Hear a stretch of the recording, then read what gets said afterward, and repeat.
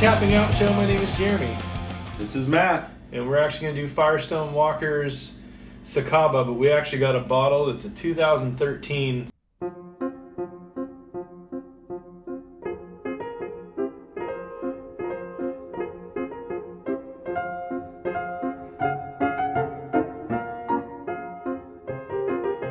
They do them every year. Each one's different. Each one's a little bit different alcohol, a little bit different taste.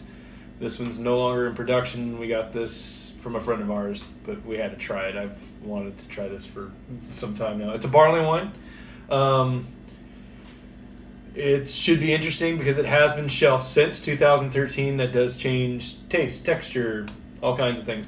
It is sort of, I guess you'd say, waxed, obviously to keep in the amounts because these things are shelved. Barley wine does actually handle better than most. You wouldn't want to shelf an IPA. So Yeah. You guys that try to get fancy IPAs like Pliny or something, just don't bother. Well, Yeah, definitely look forward to trying it. You're more the barley wine fan than me. I like certain barley wines, some I can do without. Looking forward to trying this one. 2013 was a good year, so definitely looking forward to having a beer from back then. And it looks like it's going to be a good quality beer either way. doesn't smell tainted. No, it smells good. Cool. I'm excited. This is a friend of mine that owns the Honey Pot Meadery. Let me get my hands on this. He's got a pretty good collection of some pretty good stuff. So you can definitely smell the alcohol that it's been sitting in. Again, it's been shelved. That kind of changes a little bit of the taste and texture. Sometimes it makes them a little bit sour. Sometimes it makes them a little bit more, I wouldn't call it bitey, but... Yeah, it's, definitely, it's a very strong smell. I mean, it definitely smells like it's barrel aged, and I mean, you can't... this thing's been sitting in this bottle for, a few years now. Almost 4 years now. So you can't even see through this, even though you can kind of see the sediment. But... very dark, yeah, you can't see it through. It's almost it's almost as brown. It's as dark as brown can get. I guess this would be the color that I would call it. let's do this. Cheers. Wow. That's actually really good. I was expecting a little bit more. Oh, there's the burn. I was going to say I was waiting for the little alcohol burn for the 12.5, but...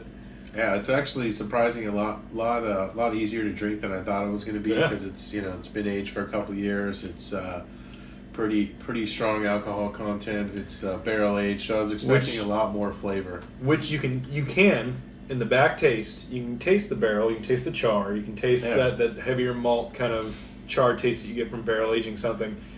I almost want to say, like I said, most time when you shelf things, it either becomes very sour or it becomes very punch. This almost took a little bit of the bite out. It almost took a little bit... I think it might have taken some of the bite out. I've never had it to compare, one that hasn't been aged, but I think aging this one actually did help with it. Yeah. Besides that, I mean, if you can get your hands on it, like I'm pretty sure, unless you have one sitting around or you can trade or whatever. Yeah, if you can trade and get one, I would definitely try it.